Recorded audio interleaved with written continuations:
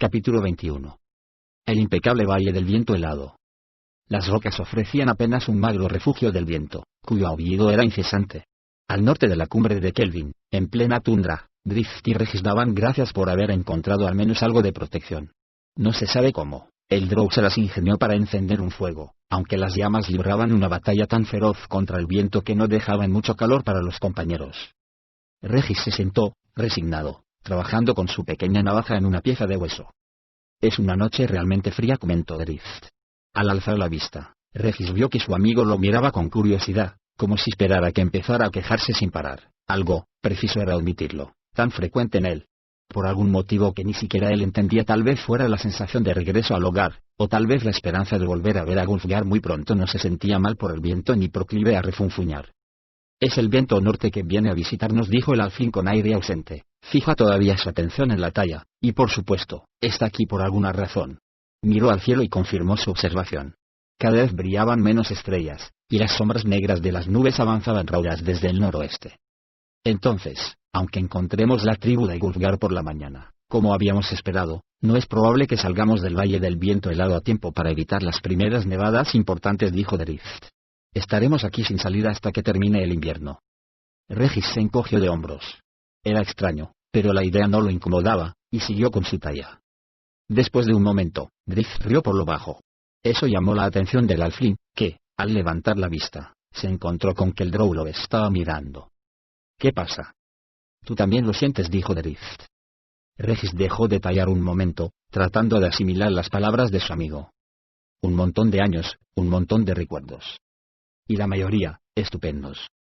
E incluso los malos, como Acarquesel y la piedra de cristal, son dignos de rememorar», continuó Regis, «de modo que cuando todos hayamos desaparecido, e incluso Bruenor haya muerto del viejo, ¿volverás al valle del viento helado?» La pregunta hizo que Drift parpadeara y se apartara un poco del fuego con una expresión entre confundida y alarmada. «Es algo en lo que prefiero no pensar», respondió. «Y yo te pido precisamente que lo hagas». Drift se encogió de hombros y pareció perdido, casi como si se estuviera ahogando.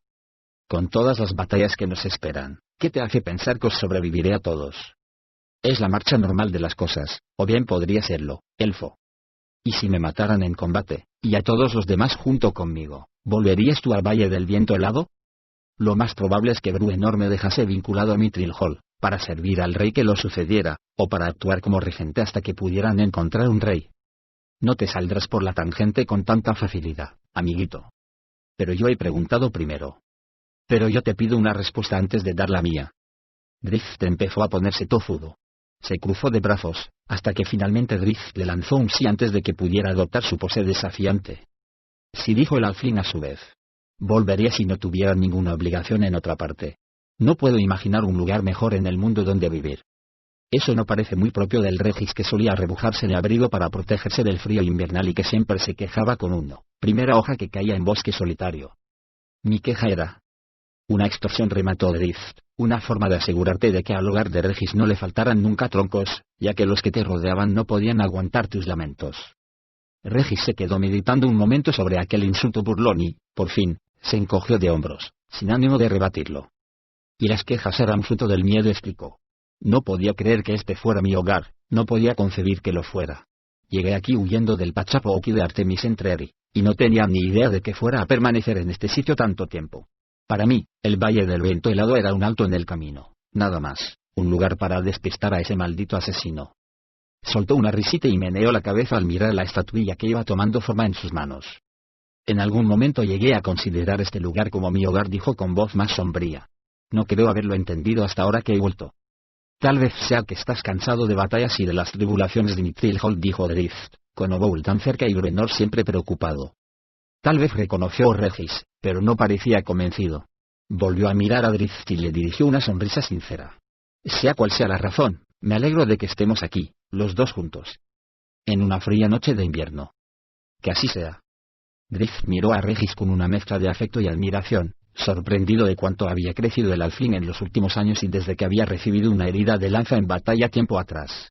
Aquella herida, aquella experiencia tan próxima a la muerte, había producido en Regis un cambio palpable. Antes de aquella lucha en el río, lejos, en el sur, Regis siempre había rehuido los problemas y se le había dado muy bien salir corriendo, pero a partir de entonces, Después de que hubo reconocido y admitido con horror que había sido una carga peligrosa para sus heroicos amigos, el Halfling había hecho frente a todos los desafíos que se le habían presentado y los había superado con éxito.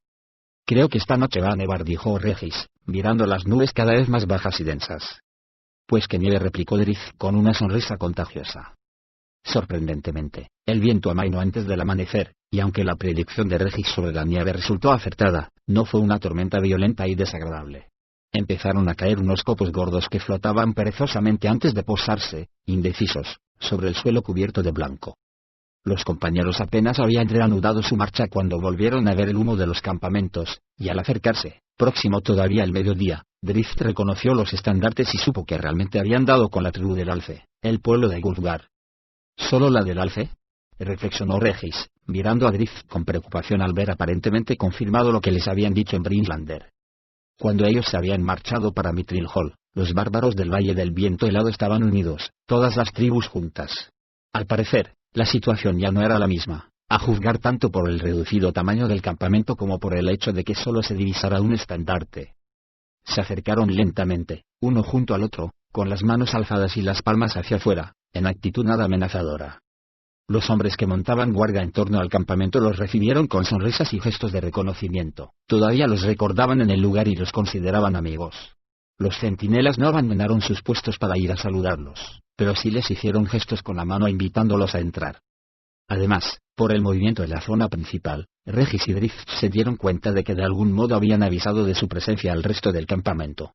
Este estaba emplazado en un valle poco profundo, de modo que no había posibilidad alguna de que los hubieran visto desde el grupo de tiendas antes de que coronaran las colinas circundantes, y sin embargo, había un gran revuelo en el campamento y todos corrían entusiasmados. En medio de la gran conmoción, y flanqueada por guerreros y sacerdotes, se alzaba una figura corpulenta, un hombrón con músculos marcados y gran sabiduría en su mirada madura. Llevaba el tocado de jefe, decorado y con cornamenta de alce, y era alguien muy conocido de Drizzt y Regis. Sin embargo, grande fue su sorpresa al ver que no era Wulfgar.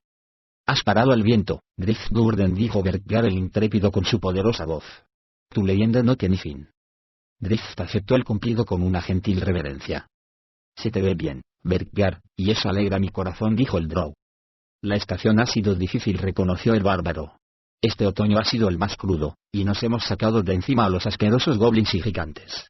Hemos tenido muchas bajas, pero a mi tribu le fue mejor que a las demás».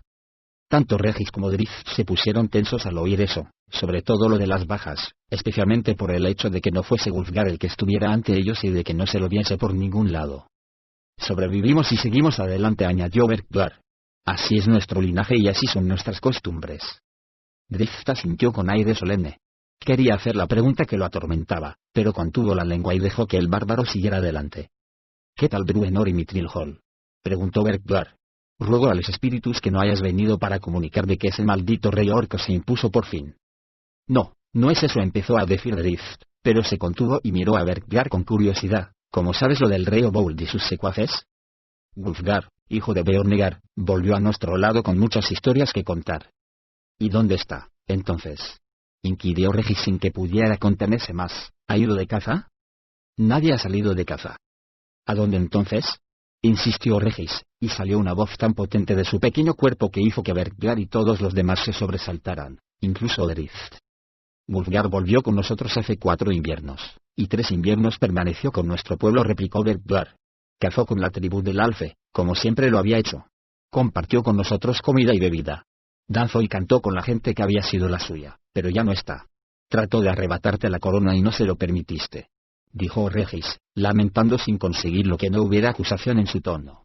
Sin embargo, se dio cuenta de que no lo había conseguido cuando Drizzt le dio un codazo en el hombro. «Wulfgar nunca me desafió», replicó Berkgar. «No tenía derecho a poner en duda mi liderazgo. En una época fue vuestro jefe». «En una época». La simple respuesta puso en guardia al Halfling. Wulfgar olvidó las costumbres del Valle del Viento Helado, las costumbres de su pueblo, dijo Berkgar, dirigiéndose directamente a Drizzt, sin bajar siquiera la vista para mirar al preocupado Halfling. «El Valle del Viento Helado es implacable. Wulfgar, hijo de Beornegar, no necesito que se lo recordáramos. No planteó ningún desafío».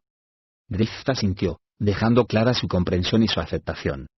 «Nos dejó en el primer igualamiento de luz y sombra», explicó el bárbaro. «El equinoccio de primavera», le explicó Drizzt a Regis, cuando el día y la noche tienen la misma duración. Se volvió hacia Berkbyar y le preguntó directamente.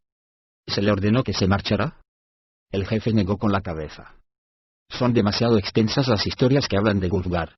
Es una gran pena para nosotros saber que ya no es uno de los nuestros. Pensó que volvía a casa, dijo Regis. Esta no era su casa.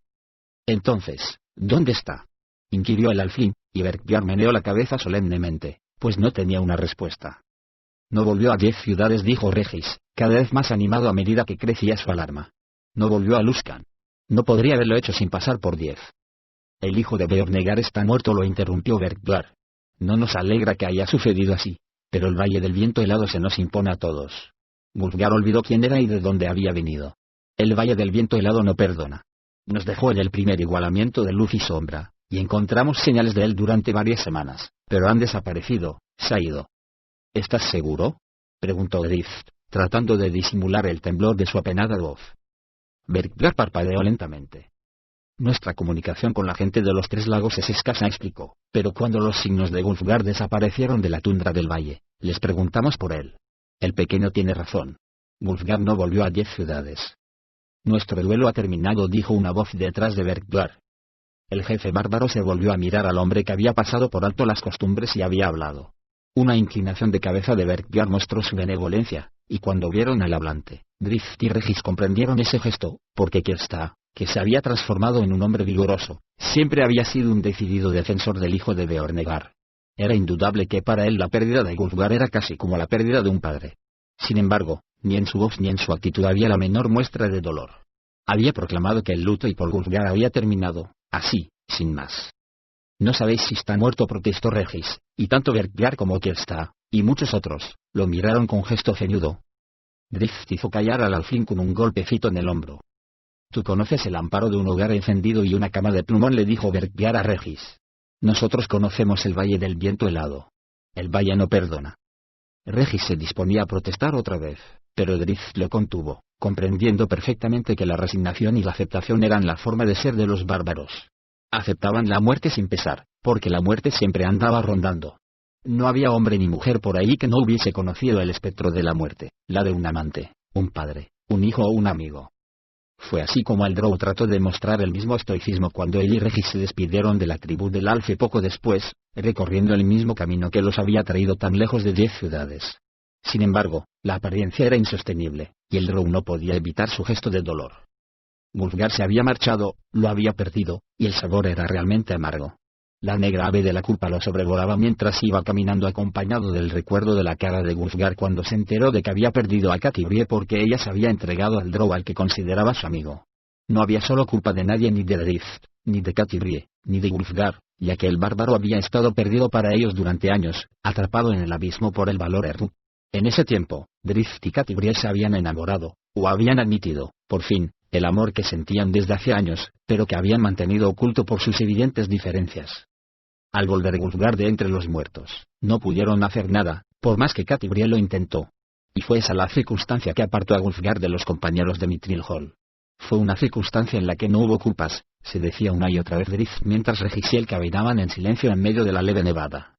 Lo único importante era que habían perdido a Wulfgar para siempre, que su querido amigo ya no estaba y que su mundo se había reducido. El aspecto amortiguador de la nieve y de la brisa no bastaba para ocultar los sollozos de Regis, que iba a su lado. Capítulo 22. El paraíso postergado. Vaya, eres un ladrón, acusó el hombre, hundiendo un dedo en el pecho del que creía que se había guardado la mercancía. Habla por ti mismo, le gritó el otro. Este mercader te señala a ti, no a mí. Y se equivoca. Fuiste tú quien lo cogió. Eso dijo un necio. El primer hombre retiró el dedo, cerró el puño y lo descargó en la cara del segundo. Sin embargo, el otro estaba preparado y se agachó para evitar el golpe al mismo tiempo que atacaba rápida y vigorosamente al primero en el vientre. Y no solo con el puño. El hombre retrocedió tambaleándose y sujetándose las entrañas, que se le salían por la herida. «¡Ja, me ha acuchillado!», gritó. El del cuchillo se enderezó con una mueca salvaje y volvió a herir a su oponente una y otra vez, por si acaso. Aunque se alzaron gritos por todo el mercado de Luskan, lleno de guardias, el atacante se agachó con toda la calma y limpió su cuchillo en la camisa del otro, que estaba doblado de dolor. «Cae y muere, pues, como un buen tipo», le dijo a su víctima. Un idiota menos en las calles con el nombre del capitán Suliak en sus labios balbucientes. Asesino. Le gritó una mujer mientras su víctima caía en la calle, a sus pies. Va. El otro golpeó primero. Gritó un hombre en medio de la multitud. Sí, pero solo le dio un puñetazo. Protestó otro de los hombres de Suliak, y el anterior le contestó golpeándolo en la cara. Como respondiendo a una señal, y realmente así fue, aunque solo los que trabajaban para Bahram y Tahir sabían interpretarla, el mercado estalló en un violento caos. Se iniciaron peleas en cada kiosco y en cada carreta. Las mujeres gritaban y los niños corrían buscando un lugar desde donde ver mejor el espectáculo. De todos los puntos acudían los guardias de la ciudad para restablecer la calma. Algunos daban órdenes a gritos, pero otros las contrarrestaban con órdenes opuestas, y la lucha no hacía más que extenderse. Un furioso capitán de la guardia se plantó en medio de un grupo cuyo jefe no había acatado a la orden que había dado a los rufianes para que dejaran de pelear. Entonces, ¿tú con quién estás?, le preguntó el jefe al capitán de la guardia. Con Luskan, idiota, le replicó. Bah, Luskan no existe, contestó el matón. Luskan está muerto, solo quedan las 5 naves. ¿Qué necedades escapan de tus labios?, le recriminó el capitán de la guardia, pero el hombre no se arredró. Tú eres un hombre de Suliak, ¿no?, lo acusó. El capitán, que efectivamente estaba afiliado a la nave Suliak, lo miró con incredulidad.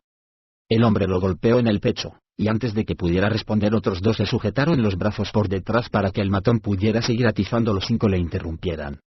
El desorden se prolongó un buen rato, hasta que un ruido atronador, una descarga sonora y reverberante de magia explosiva, llamó la atención de todos hacia el límite oriental del mercado.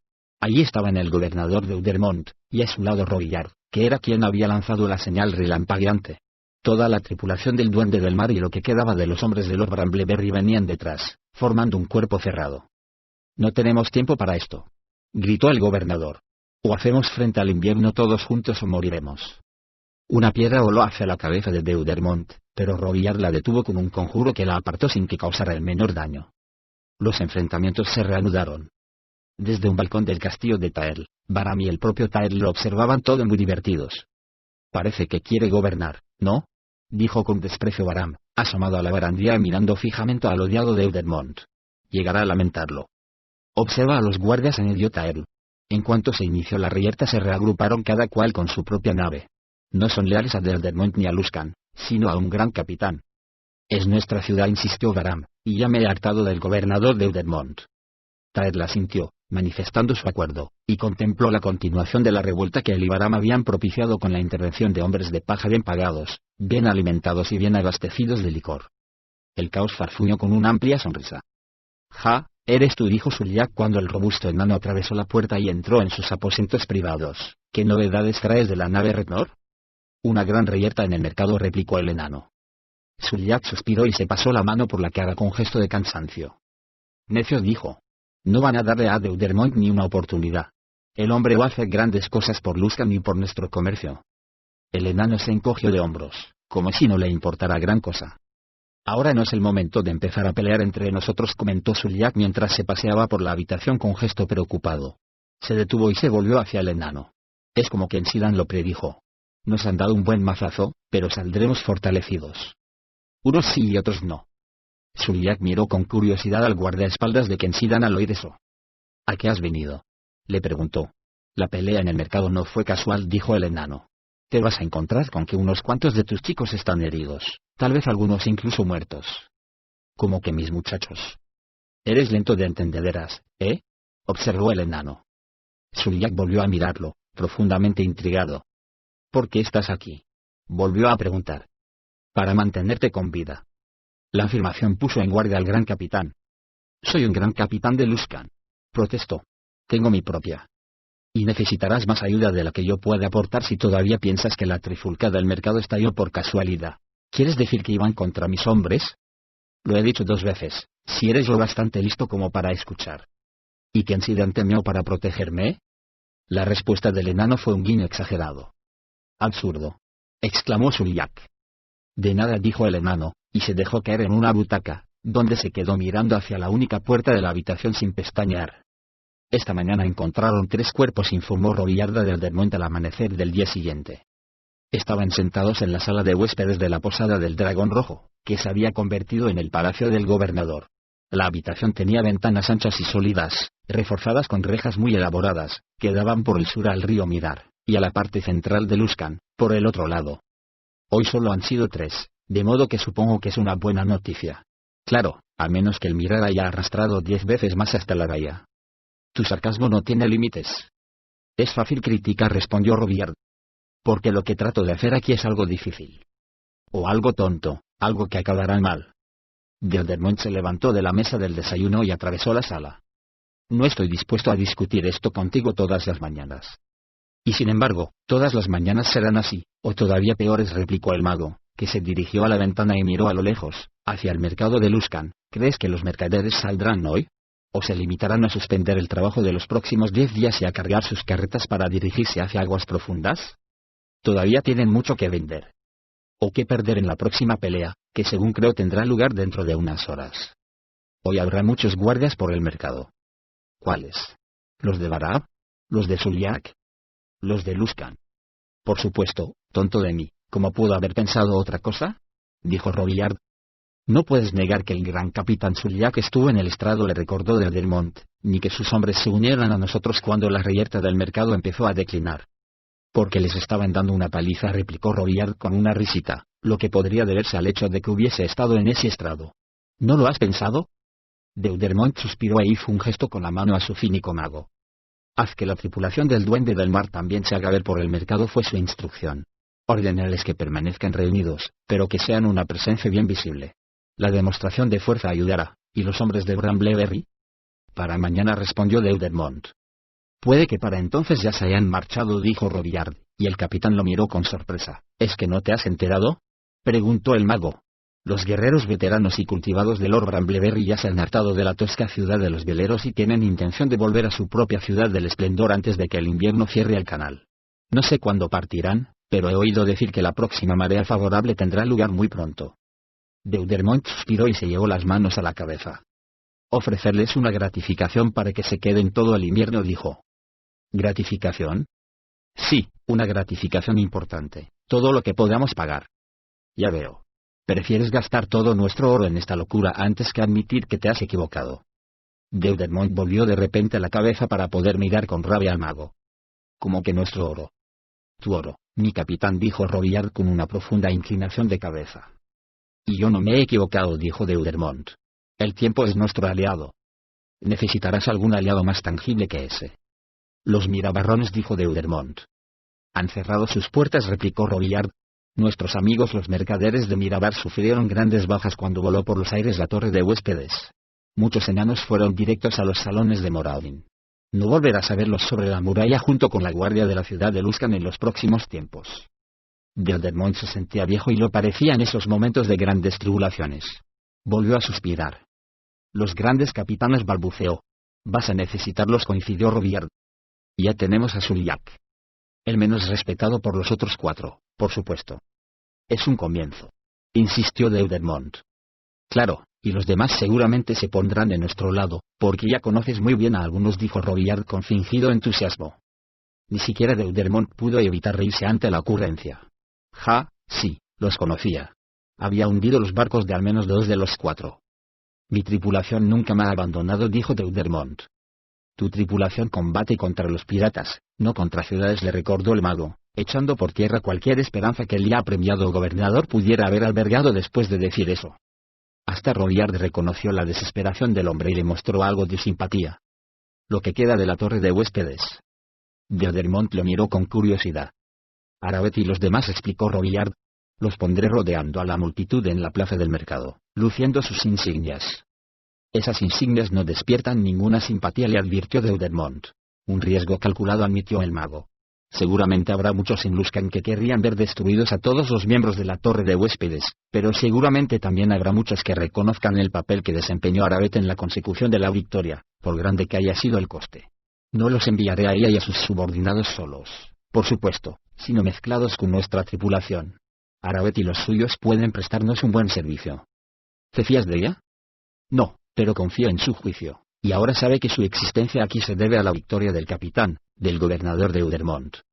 Deudemont consideró un momento el razonamiento, luego sonrió, manifestando su acuerdo. Vea por ella. Arabet Raorim salió del palacio de Deudermont más tarde, ese mismo día, bien arrebujada en su capote contra la fuerte lluvia. Avanzó por la calle empedrada, reuniendo a sus asistentes en cada esquina y callejón, hasta que todo el contingente de 11 antiguos magos de la torre de huéspedes formó un grupo y siguió la marcha. A ninguno de ellos le convenía ir solo con tantos habitantes de Luskan lamiéndose todavía las heridas que les habían infligido sus antiguos camaradas. Daba la impresión de que no había en todo Luskan nadie que hablara de la torre de huéspedes del arcano sin odio. Fue repartiendo órdenes mientras caminaban, y tan pronto como se unieron con la tripulación del Duende del Mar, al norte de Yusk, Arabet se separó del grupo. Lanzó un encantamiento sobre sí misma para reducir su tamaño al de una niña pequeña, y se internó hacia el sureste de la ciudad, encaminándose directamente a 10 robles. Sintió gran alivio al ver que nadie la reconocía ni la molestaba, y pronto se encontró delante de Kensidan, sentado en su butaca habitual, y reparó en que su nuevo guardaespaldas, cuya fama era la de ser el más fuerte, no aparecía por ahí. Robillard comprende la situación precaria en que se encuentra Deudermont, informó. No los cogerán desprevenidos. Como no iban a entenderlo cuando la mitad de la ciudad está revuelta ardiendo. La culpa es de Tael y de Baram, le recordó Arabet. ¿La culpa o el mérito? Tú querías que Deudermont fuera una figura decorativa que diera a Luskan credibilidad y fiabilidad, dijo la supermaga. Si Baram y Tael deciden oponerse abiertamente a Deudermont, tanto mejor para quienes son lo bastante listos como para recoger lo que queda, replicó Kensidan. Sea cual sea la facción que gane. No pareces tener ninguna duda. No apostaría contra el capitán del Duende del Mar. Por supuesto, el campo de batalla ha cambiado llamativamente. Yo no apostaría contra ninguna facción con la que se uniesen las naves Kurt y Regnor. ¿Unirse?, preguntó el hijo de Regnor. Arabet asintió, sonriendo como si supiera algo que Kensidan no hubiese deducido todavía. Quieres permanecer neutral en esta pelea y disfrutar de las oportunidades, explicó Arabet, pero una parte, que yo supongo que será Deudermont, no se debilitará en el conflicto, sino que se fortalecerá, y peligrosamente. He considerado esa posibilidad. Y si me lo permites, ¿en qué se diferenciará el reinado de Deudermont del de Arklengreet? Él no es un lich, y eso ya es algo. Arabet se cruzó de brazos ante el sarcástico comentario. Ya veremos cómo evoluciona la cosa, dijo Kensidan. Les permitiremos, a los 3, que hagan su juego mientras no interfiera con el mío. ¿Está tu guardaespaldas con Suliak? Aplaudo tu capacidad de deducción. Bien, dijo Arabet. Tael y Baram no lo miran con simpatía desde que se sentó detrás de Deudermont en el estrado. Ya suponía que no lo harían, por eso. ¿Tú lo pusiste allí? Sin duda sabías que Baram se volvería loco de rabia ante la idea de Deuder. Hizo una pausa, y una sonrisa iluminó su bello rostro al entenderlo todo. Kurt podría amenazarte, pero tú no lo crees probable, al menos no hasta que el resto de la ciudad haya resuelto lo de la nueva jerarquía. Con esa confianza, lo único que amenaza tu avance es el propio Deudermont, que ahora está demasiado ocupado en mantener un principio de orden, y una alianza de los capitanes menores, especialmente Baram y Tael, que nunca han sido partidarios de la nave Regnor. Estoy seguro de que Kurt está tan encantado como yo de que Baram y Tael mostraran tanto enfado con Suliak. Pobre Suliak, comentó Kensidan. Has dicho que tenías intención de sacar provecho del caos, replicó Arabet con evidente admiración. No sabía que te propusieras controlarlo. Si yo lo controlara, ya no sería caos, ¿no te parece? Encáuzalo entonces, aunque no lo controles. ¿Qué clase de gran capitán sería si no trabajara para garantizar que la situación se inclinara al menos a favor de la nave Regnor? Arabet adoptó una posequera mezcla de seducción y petulancia, con una mano sobre la cadera y una sonrisita irónica en la cara. Pero tú no eres un gran capitán, dijo. Ya, replicó Kensidan, con aspecto distante e inconmovible. Asegurémonos de que todos entiendan la verdad de esa afirmación. No soy más que el hijo de la nave Regnor. Arabet dio un paso adelante y se arrodilló en la silla, a horcajadas sobre las piernas de Kensidan. Le colocó una mano en cada hombro y lo empujó hacia atrás bajo el peso de su cuerpo. Vas a gobernar Luskan, incluso simulando que no lo haces, susurró. Kensidan no respondió, aunque su expresión no desmentía las palabras de la maga. Kensidan, el rey pirata. Eso te resulta excitante, empezó a decir, hasta que Arabet lo sumió bajo el peso de un beso apasionado.